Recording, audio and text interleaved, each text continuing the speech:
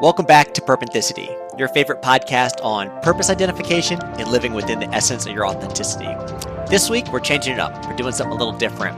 We're going unscripted. So Deric and I are just sitting here talking and sharing more about our purpose journeys. When we first discovered and found our purpose, how that's evolved, and ultimately, what are we doing to get to the plane where our visions and our dreams become a reality?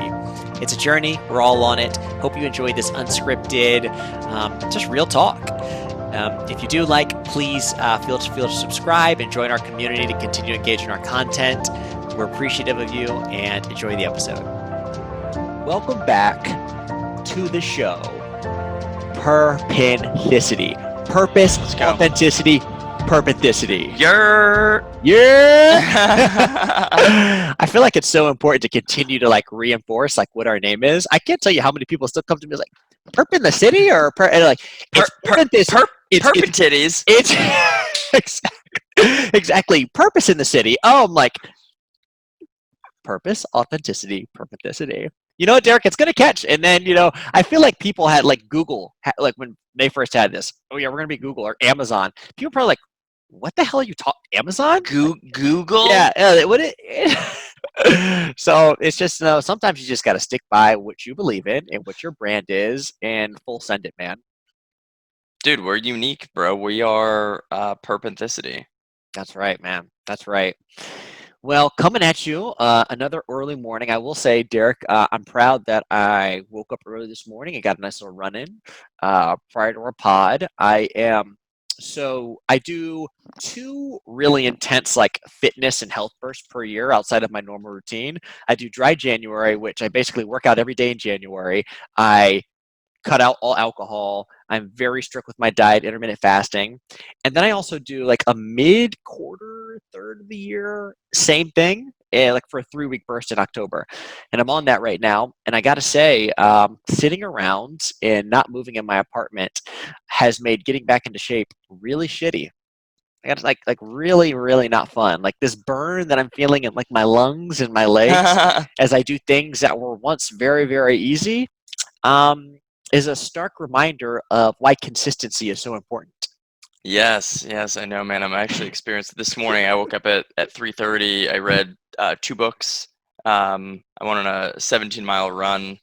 I climbed to the top of a mountain to do my meditation at the top of it and watch the sunset.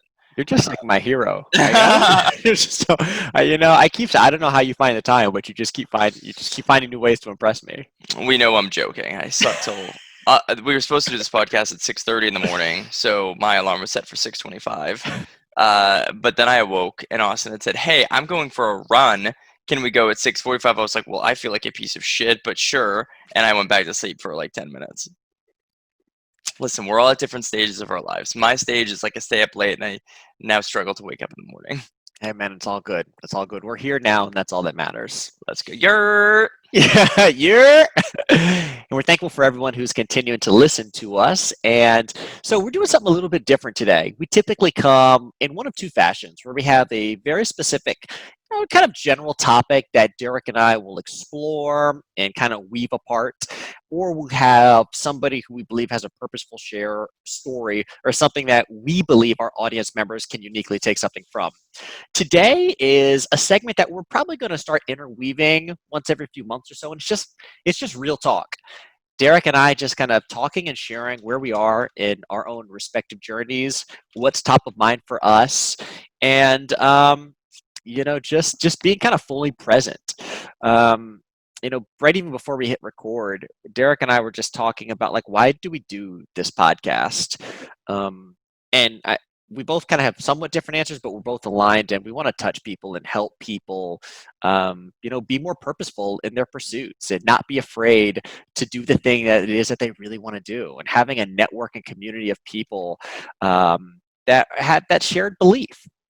But we also, do it, in service of ourselves, and, expressing our voices and sharing our unique journeys. And we thought that would be kind of a unique approach just to kind of center back to today.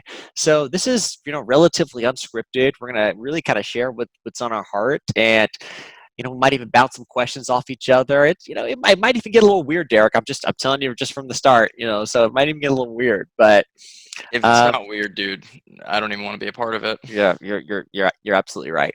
You're absolutely right. Anything you want to add on to that, Derek? You just kind of just want to just dive into this kind of unknown. No, I mean, I think we always approach everything relatively unscripted. Austin, as everyone likely knows by now, is I already know where this is going. definitely a preparer and a thinker about what are we going to talk about, what are we going to have them walk away with, what's the key focus in the training. So when Austin presented me with the opportunity to literally just talk, I was like, we've come full circle. The grasshopper has become. But no, I think it's gonna be. I think it's gonna be a cool break. So this is gonna be more um, just me and Austin. And you know what? We're giving you a little ownership to learn between the lines rather than serving it up on a plate. Yeah, yeah, absolutely, man. So, I guess in my prepared way, one of two things is coming up to me. It's a start. I kind of like the question that we were posing about earlier. Is like, how did we, or when did we first like identify what our purpose was, or just kind of sharing like what's starting and what's kind of going off in our life right now. Anyone you're feeling a little bit more inclined to kind of dive into? It's They're both 50, juicy. They're 50, juicy. 50 on both. Um, why don't we start with purpose? Okay, cool, man. I can give a crack at this first. So my girlfriend actually asked me this a few nights ago, and because she was like, "Oh, well, like last year you had this thing. You're like, hey, you want to be a coach? You want to help people? That's where you found your purpose, right?" And I started thinking back. I was like, I mean, I think that was like a V5 of like what Yeah, purpose kind of meant for me. So it actually kind of forced me to think back as like when did I first start like noticing that? And for me, I looked back at the moments where like I felt like most alive in my life. And the memory that came to me most viscerally was like when I played football, and not just because I was playing a game, but from the raw like passion and energy and enthusiasm that just oozed out of me when I played.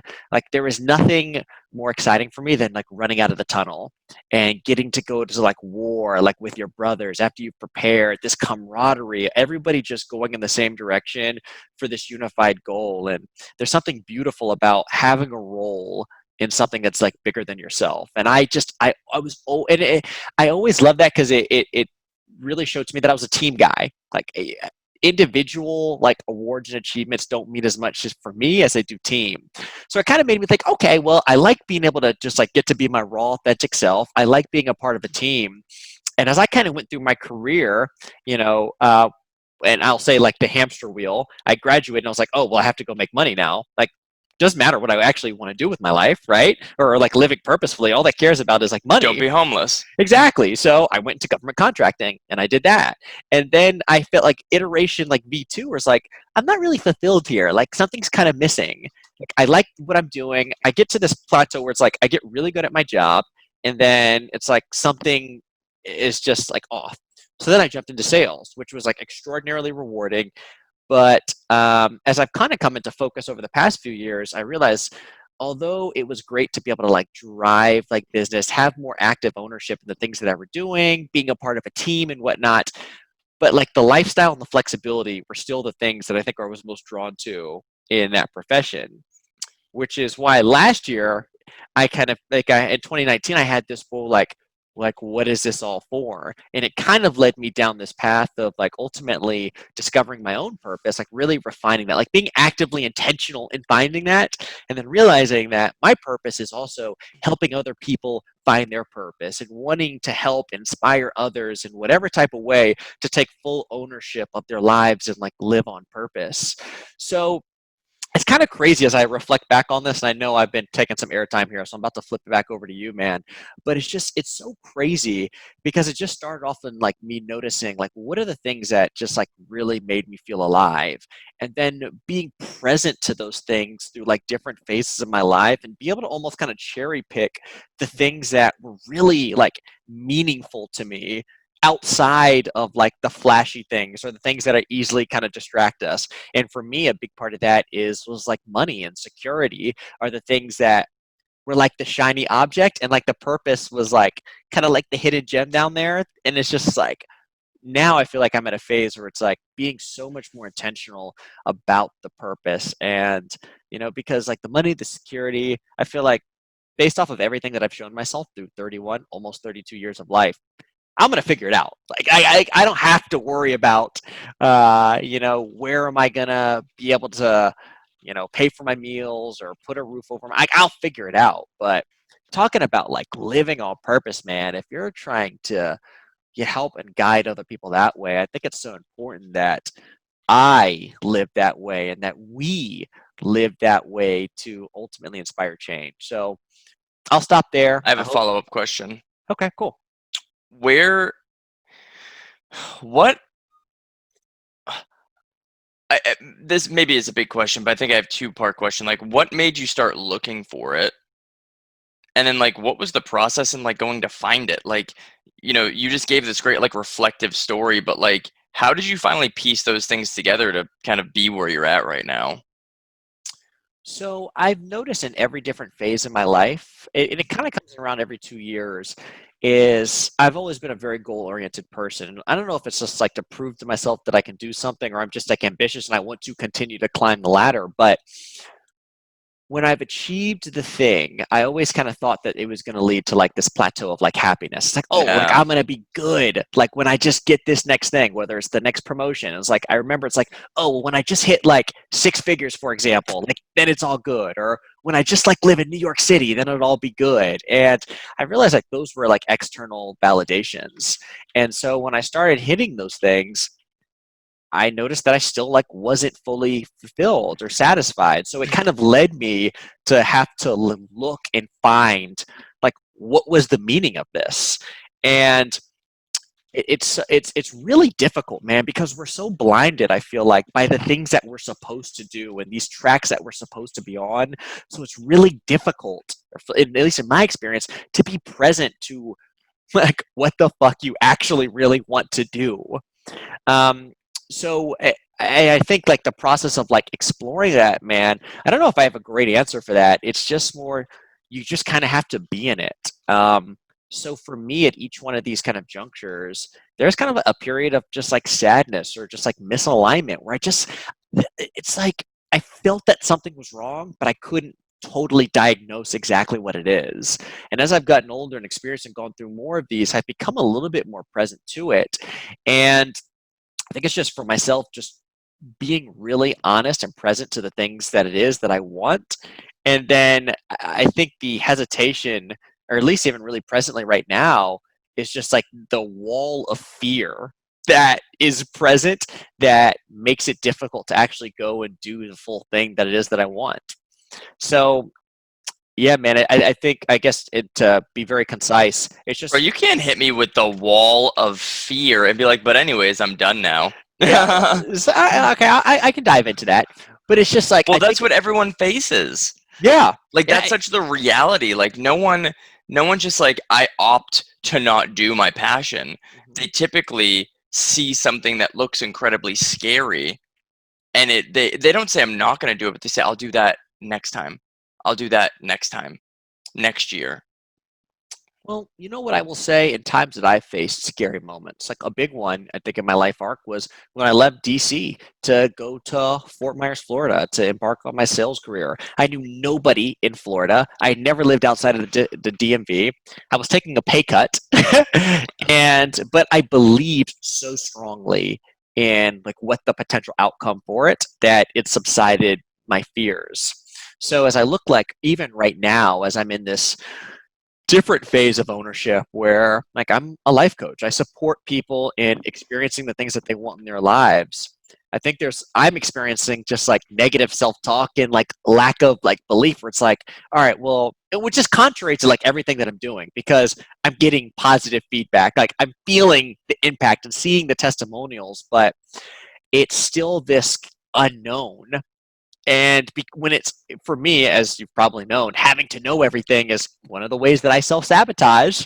Linking to last week's episode, it's just like, fully embracing that. And for me, it's like I'm very present to the things that I know I need to do. It's like, and I'm just suffering right now. And it's just like there's going to be a point where Austin says, all right, you know what? I'm done with this. And now it's time to jump. And I'm getting closer and closer to that edge. And for me, it's I've started to like make some deadlines. Like I've got a pretty big life decision that I'm probably going to be making on November 16th. Choosing So, to have a baby. oh my gosh, you blew it. You blew the surprise, man. Come on. So we'll talk about that in a future episode, which I think will be pretty fun. So we'll leave a little bit of mystery here, man. Ooh. But it's You know what's funny? We actually have to record that episode before you make the big decision. So we'll actually, it technically would be out in the world, just not publicly available yet. oh, that's good. That's And good. just so everyone knows, I know this big secret, Yeah. but I also am not at liberty to. Yeah, man. I mean, it's crazy, but I think that's actually a really good It's a really good question because it makes me think about like why I made the jump in previous decisions, and it's really interesting to look at contrasts as like, well, how does that relate now, and can I do similar things or connect to that larger thing to help make the decisions that I'm in now? And sometimes we forget about that. And like that's the human experience, right? Because the immediate fears, the immediate scares, the immediate unknowns kind of block us, or at least block me to a degree, of what is all of the potential good or possibility on the other side. Which is why I'll say it's so important to have people in your life, I'd say like yourself or a coach, a mentor, to somebody that can help keep you present to like your greatness and like what's possible on the other side of like the doubt and the fear and the I don't knows.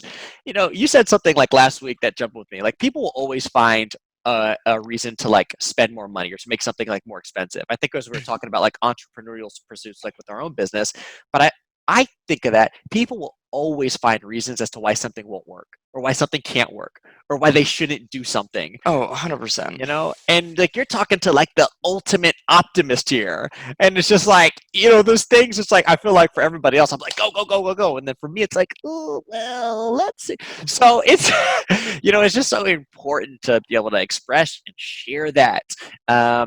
You know, I guess it also likens to like the people that you surround yourself with. Like you are the sum of what like the five closest people around you.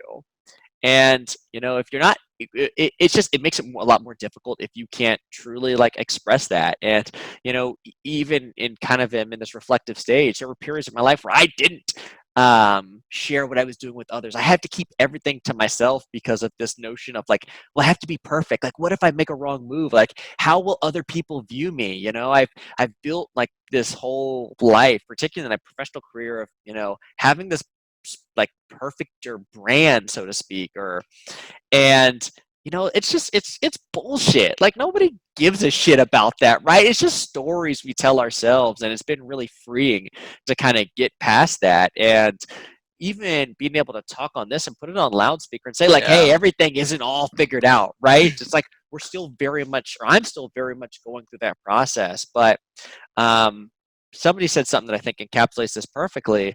It's like the destination is the journey, right? Or it's like the journey is the destination. Something like it's a point being it's like the process is everything, Oh yeah, you right? gotta fall in love with the process. Kind of, you know, and it's just like the process is Sisyphus. you did mention that. You did mention that on our previous episode. Yeah. Um and I think that's just really important reminder, man, because everyone wants the final outcome. We're in this instant gratification era. We're in this imposter era. We see the Gary. I mean, even we were talking about this. Well, it's like, well, you know, before this, you know, he's got all these fights. It's just like, you know, you have to just like love the journey, Yeah. and it's hard to do that if you're only looking at like the highs and not Well, it's also everything tough to else. do it if you don't have a partner. Because if you're only looking externally and you're only trying to find the highs and you're not talking to anyone that can help you come back to earth, then you just go off to the fucking moon with these thoughts and get yourself down in your own head because no one's Gary Vee. Gary Vee's Gary Vee. But that's not saying Gary Vee's anything fucking special. Like he's a super intelligent dude, brilliant business guy. But I'm Derek and this is Austin. And people Precisely. probably look at us the same fucking way. And yeah, look at us just like Gary Vee. Well, But like, you know, like and it's at the end of the day, like I feel just like, oh fuck, what am I even doing? Well, I agree. It's a scale thing, man. I mean, look, Gary Vee has built a career in building out his brand and how he wants to impact the world, which is awesome. I love it. How many people mention like something that Gary Vee has done? It's amazing, but it's He's doing this shit also for 20 years. exactly. It's like we have a grain of sand pebble compared to all of the experiences that he's had. So, but you're right. There's something absolutely uniquely special in everybody, in Austin Walker and Derek Cahill and Teresa Adams and Brooklyn Cahill. Everybody has something that they can offer. It's just, are you putting yourself in position to like live or express or Yeah. share that in whatever way works for you? It doesn't have to be a podcast. It doesn't have to be, this great entrepreneurial giant. It could be like whatever. And again, coming full circle, that is the point of just like being present to what that thing is. And this is just like a full, like just a really focused like view of like what that process is like right now. So I felt like I did a lot of sharing right there. Dude, that was good, man. I I know loved it. so it was it felt really good.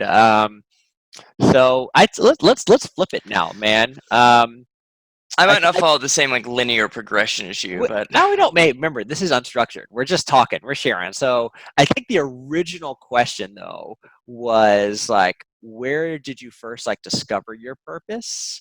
But feel free to take and share just kind of like whatever's on your heart, man, and like let's go from there.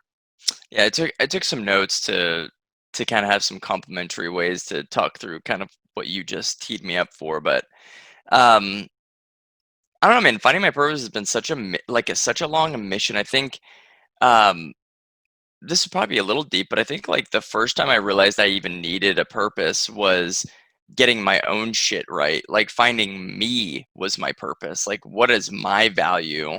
Um, that I can remember distinctly. And I've talked about this before on the podcast where I talk about Ryan and Amanda when I went and lived with them. I Yeah. think I talked about this like episode 1 or 2 or 3, but like that was my first step at realizing like before I find any purpose, and back then I didn't think about like, oh, purpose is 6 steps away. I've got to take this first step. Was like I had to fundamentally observe my own life from outside of my body and be like, damn, dude, you gotta get your shit together. So like that first step of like ownership was like what set me on the path to even be able to go find it. And I think that's what people get fucked up with a lot is like they find this buzzword purpose and they're like, I've got to go find it, but then they leave all the other pieces behind. And like you can't go live a purposeful life if you're sabotaging yourself in other ways, like through multiple ways. Like I don't need to name any ways. Like if you're Yeah. sabotaging yourself, you can't possibly be a purpose driven individual because it's just not scalable. So yeah, it's really And hard. yeah, but like I found that out on accident, right? Like I went and started with me and then it enabled me to find my purpose. I don't who knows, dude, if I didn't find me, maybe I would have never even thought about like what the hell is my purpose on this planet. But I can also look back at my entire life and see breadcrumbs for what I was meant to do. Like I've always been, dude, since childhood, I was always like the leader at things. Like baseball, I always wanted to be the best. I was always the one chirping on the field. I was always the one raising my voice and putting the hustle. And I always felt like I was the hardest working fucking 8-year-old there was. Um, a thing that stands out to me, it's great. I was 7 or 8. I remember my mom was driving me to baseball. I was late. I got to the game and the coach was like, "Oh, you're here. You've got to pitch." Like they were like, "Fuck, Derek's not here." And I just remember feeling like, "Yeah, you're damn right I'm here, bro." And I suck, dude. I was like 3 feet tall. Like I could throw. Like I was probably lobbing those balls over, but I probably was just hitting the strike zone. But like one more thing is like video games. Like I play team-based video games. I was always the leader. I was always the one starting the new team, not joining the team. And it's like Really? it sounds so silly, but it's like when I finally realized like, oh, Derek, you're like a leader. You're someone that wants to lead people to the right place. I was able to like in an instant view back all these things that I'd done in my life that said like, oh, you've always done that. You just didn't know what the fuck you were doing. It just Yeah. was something that just naturally came to me. So, um, dude, I mean, I started my first company, I think when I was like 18, to the T, automotive detailing. Um, I don't even remember why I started it. Just to make some extra money to go start a business. I put fucking Craigslist ads online. I went MS Paint and found some like Scrubby Bubbles title, Oh, and I MS started Paint with my buddy. And taking us back. we got a commercial client, dude. We went and half-ass cleaned a bunch of trucks and flatbeds, and I think we made like $800 that day. And I was like, holy shit, I did that. Wow. Zimney, I've started a few things, dude, but like purpose identification, again, it's so funny because I feel like it's always just been identifying more things that will make me a better me, because purpose, I think, lives inside of everyone. I don't think you got to go find your purpose. If you're out finding your purpose, it means you've got some other shit fucked up. Mm. That's an I just interesting that take. one hit That's an hard. I interesting. know that just came out Yeah, right now. that's an interesting take. Because dude, there wasn't a time when I was like, "Oh, I'm a leader." I've always been one. I've always been a leader. I remember having conversations with my sister when I was fucked up, like when I was trying to go through things, 23, 24, and she'd be like, "Dude, I need to talk to you like all the time. Like this is so uplifting. You're helping me see the bigger picture." And this was well before I coached people. It just has always come from within me. Back then I didn't know that I had it. I didn't know that I harnessed this power, this passion, this purpose within me. But as I got healthier, that started becoming a bigger part of my life. Mm. So I think that's how I identified it, is like the healthier I got mentally, physically. I've always sucked at working out, but like the healthier I've gotten, the easier it has for me to see like what my purpose is on this planet. But like with all that said, you said some things that really resonated with me too, man. Like for me, like right now, what I'm going through with like this stage of finding healthiness within myself and identifying who I am to ultimately give to my purpose more Mm. is I have a self-sabotage. One of them is delaying decisions when they're risk related. The other is an extraordinary need for external validation. Mm. Oh And wow. it's starting to piss me Yeah. off. And Yeah. that's how I know I'm going through something with it, because it's like I don't give a fuck what people that I don't care about think about me. If you want to value what I put out there, cool. If you don't, I don't give a fuck. But I find myself being more cognizant when I do feel like I'm seeking validation. And it gives me a feeling of like, Deric, you're good enough. Because it's Yeah. rooted in this not giving, not feeling like I'm good enough. And like if we want to get deep, I think I've actually figured out where it comes from too, which is I mean, I've talked about my family dynamic a Yeah. little bit on this Yeah. podcast, but like when I was growing up, my mom and dad were like the black sheep of their family. So by proxy, I became the black sheep of like I wasn't in the cousin pool, and I wasn't, getting the birthday cards, and everyone was like, "Oh, everyone writ Derek off. Derek's just one of them." And at an early age, and I don't, maybe that's why I am who I am, but like it's always been like, no, I'm not them, motherfucker. Like that's not who I am. And there was always this yearning to show them like, no, I'm better than this. I'm better than this. Look at me, look at me, look at me. And I found like now it's an unhealthy trait that I have when I'm working with business partners or, whatever, like I'm putting myself up there. I want to be like, how did I do? How did I do? Did I do good? And I put too much weight on their feedback. And there's a quote that I've actually been really resonating with a lot recently. It's like, don't take criticism from people you wouldn't go to for advice. Ooh. Ooh. And I'm starting to realize that I heard that. there are people that I was accepting criticism from that I didn't realize that I wouldn't go to them for advice. Like I didn't realize that I didn't respect them as leaders or people. And as I'm starting to realize that, it's opening my eyes a little bit more to just the value that I do deliver. And it's like, it's okay if people don't like me. It's okay if people think I'm trash or shit or don't put out good content or blah blah. That's fine. I don't have time for you. I got time for the people that do give me positive feedback, because what I found is like I give much more weight to the people that are like, you're not good enough, to the people like I sent you screenshots. You like same thing. Like people are telling me, "Yo, that was really fire. Hey, I needed that today. Hey, can we talk today?" And I'm like, "Yeah, yeah, yeah, that's fine. What don't you like about me? What don't you like about me?" Yeah. So it's like I'm in this next evolution of Derek, where it's like it's not this toxic, don't give a fuck what people think. Like I'm not gonna go be an asshole, but it's like I need to be okay with my value and keep that really close and on a pedestal to me, and not let people chip away at it. Yeah, man. I mean, that's a really, really strong and I think relevant share. I mean, I know that touches me too. And I imagine a lot of our listeners in terms of like this desire or like yearning for like external validation to validate like who we are and what we offer.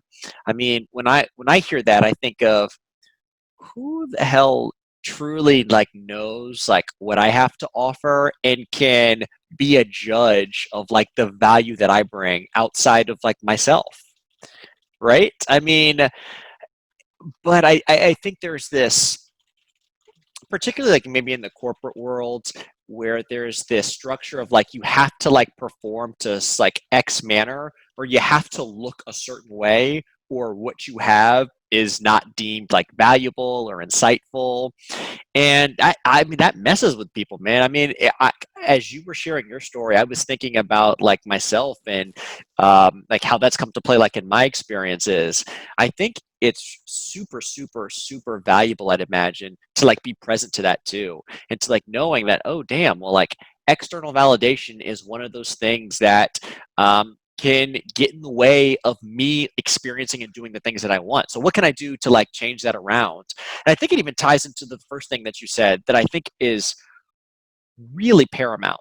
It's the continual like focusing and like transformation of yourself and like development of yourself if you want to like live out your purpose and do that effectively, right? It's like we are not finished products by any means. That doesn't mean that like we still can't be purposeful in our pursuits, but I think the moment that individuals stop growing and stop trying to push themselves to new heights Yep. is when they stop, is when you'll start, they either start plateauing in terms of what they can deliver, or they stop advancing in like the impact that they can offer other people.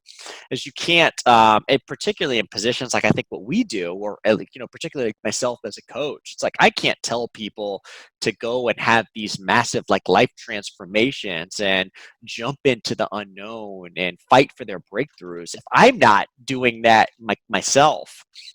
So yeah, man, that really resonated. I mean, I love a lot of the things that you kind of talked about. I think I have, maybe one specific question in what you said. In particular, it's like you always kind of knew or saw signs that you were this leader. And the thing that I guess jumped out to me is like the leader, like what's the what for with leadership? Like what does like being a leader for you like allow you to like feel or like foster? I guess like yeah, what's the significance of that for you? I'll probably start with a shitty answer and then maybe build upon it. I mean, Um, there's no shitty answer. It's just just yeah, it's all you, man. every time every time ever, think about that, fucking ever. Mm-hmm. I've always gotten to the point that I look at my leadership team and I'm like, I can do it better.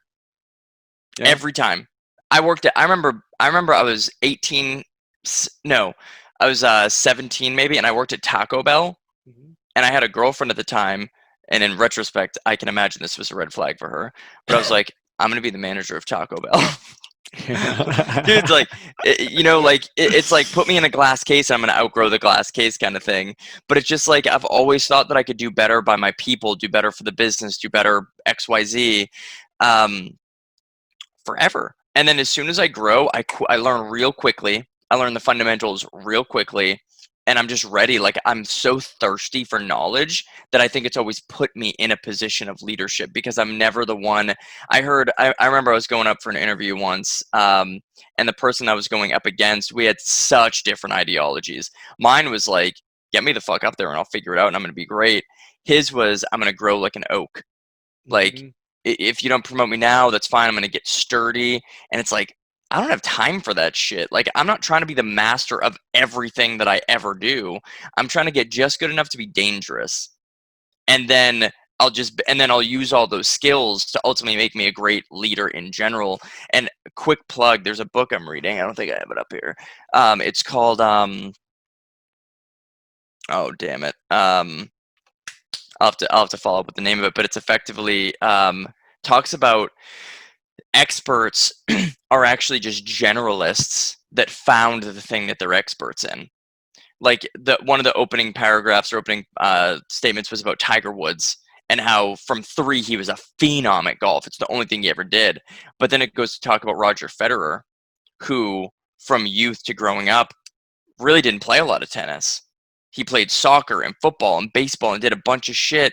And then at a certain age, started dedicating time to tennis, but it was able to pull the skills that he learned from a bunch of generalization to be a world class tennis player.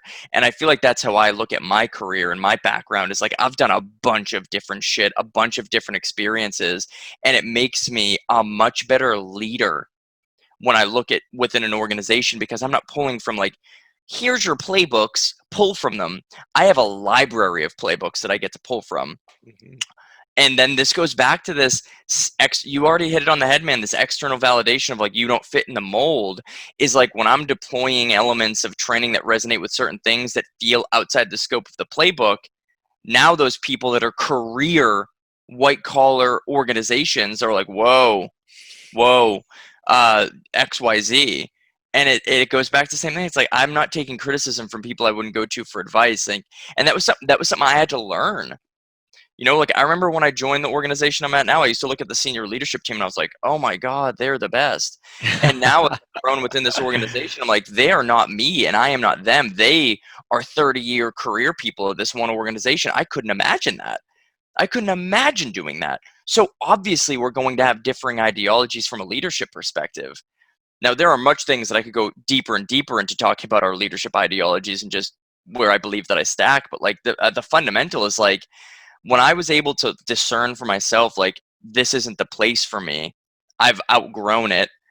I felt so much better.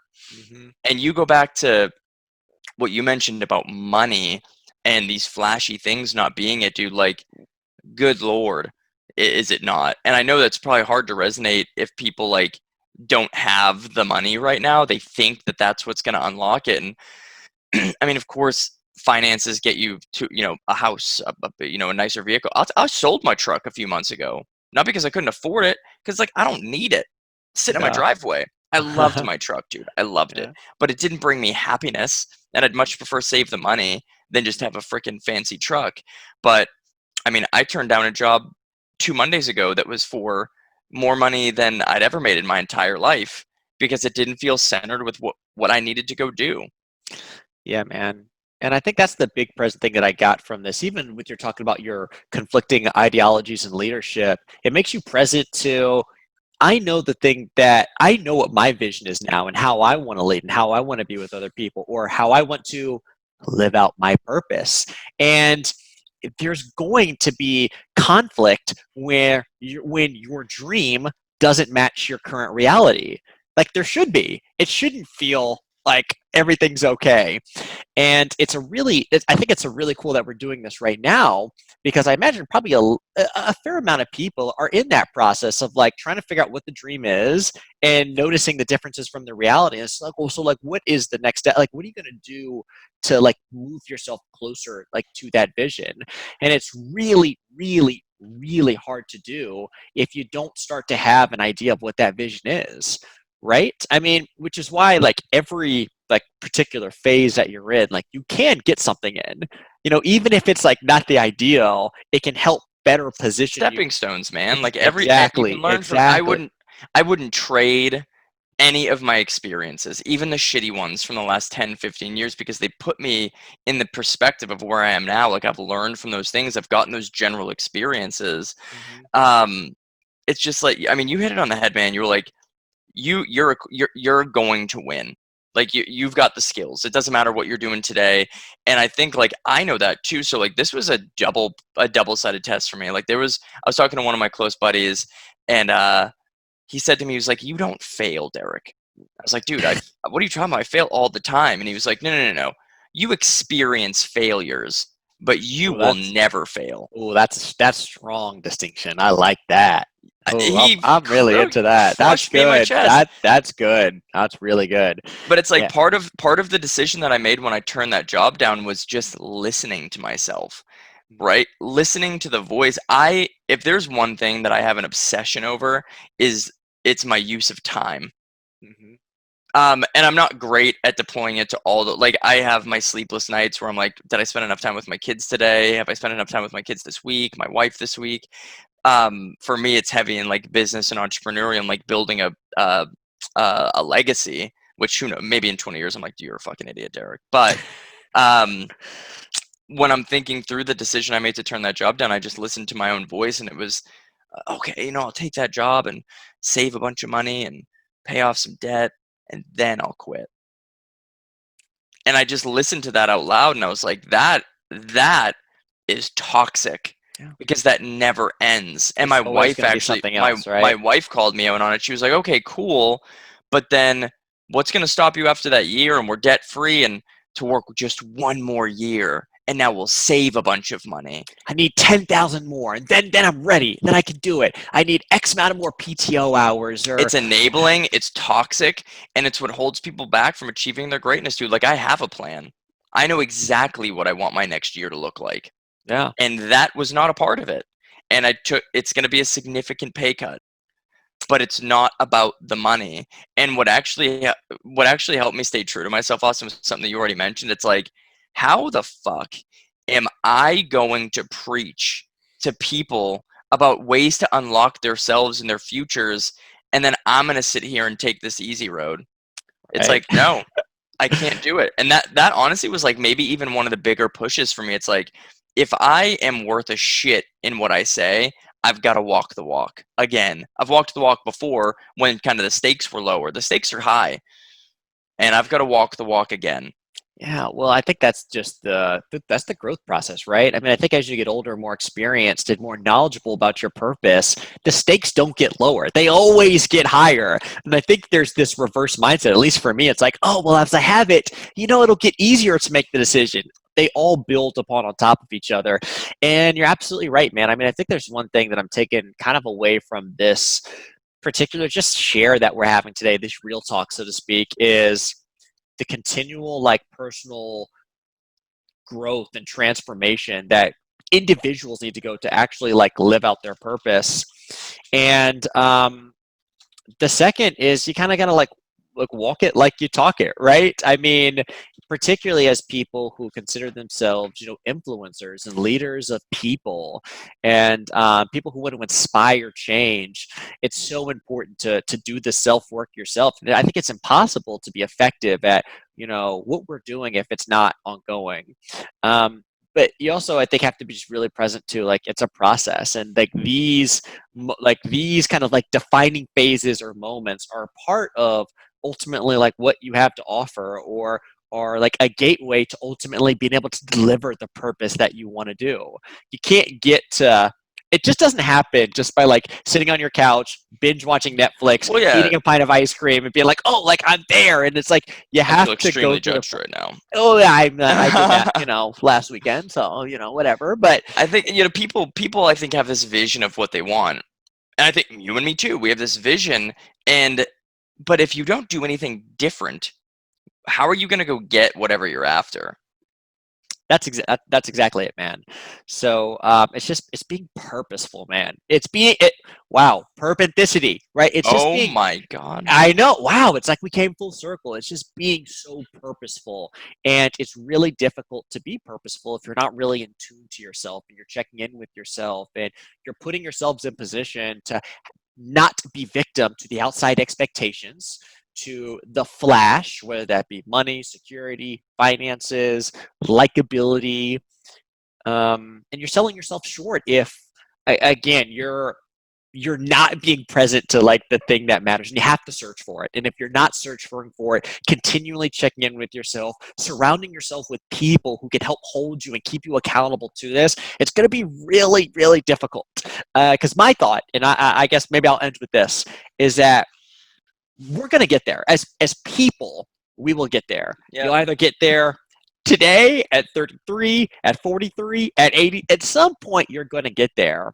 But why not be more active and mindful about when it is that you want to be like your full self and do what you were meant to do? Take the chance and see what Yeah. happens, right? Because like the biggest like eye-opening thing for me was that sentence of like, I'll just do this for another year and then I'll quit and then I'll leave. That's probably the biggest fucking cup of poison that people drink every single day, is like, I'll just do this for a few more weeks, I'll do this for a few more months. And it's like, you can't compound your life when you're not making deposits. right? So Yeah, it's like that 3 months is real right in front of you, but that could impact your ability to actually become what you want to become by years. exactly. Because Exactly. time, right place, and you just make it more random versus taking control of what you want and going and getting after it. Yeah. I hope anybody who listens to this kind of just saw just like it's not perfect. There's no perfect way to go through it. Everybody has their own impediments that are in the way, their own self doubts, their own fears. But we thought it was just really important to share more of our story so you can see kind of some of the things that we're going through as And we're we not live out our perfect. exact. Oh, far from it. Although your beard is perfect, but yeah, Dude, yeah, did you know that this is just God given? I Look at this. Look at this. I don't even grow a neck beard. I mean, It stops in perfection. it's unreal. It's unreal. This So, beard and I has a ton of purpose. yeah, it does. So you just got to keep going, man. And but it's not just keep going like blindly and just like on autopilot. It's purposefully moving forward to what you want, man. This was great. I look forward to us just being able to, although just kind of talk it like it is and give more updates on kind of like our process, look under the hood, so to speak. Appreciate your vulnerability today, Derek, and also encouraging me and allowing me a safe place to kind of just like share like what's in my heart and some of the things that we're going through, man. This was kick ass.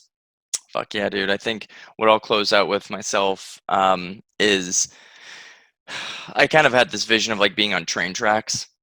Like people that are listening, it's like, okay, my life is on this set of tracks though. And it's not just about like, you got to train, you are a train. You can't operate if you're not on tracks. So if you feel like you're on the wrong set of tracks, you can't just get off of them, right? You've put yourself in the position. This is the biggest thing. It's like, embrace it. You've got to just embrace the tracks that you're on, but don't overlook the fact that you got to plan. There's going to be fucking turns that come up, exits. There's going to be ways that you can change the tracks to go a different way. That's what you've got to control. You might not be able to control the today, this minute. Maybe you're in a position, you're in it. Fuck you. You're in it. You did it. But also you did it to yourself. And that's like the first step in ownership. But if you miss the next exit, that is fully on your shoulders. So find when the next exit is. Amen. Dope boy. Hey.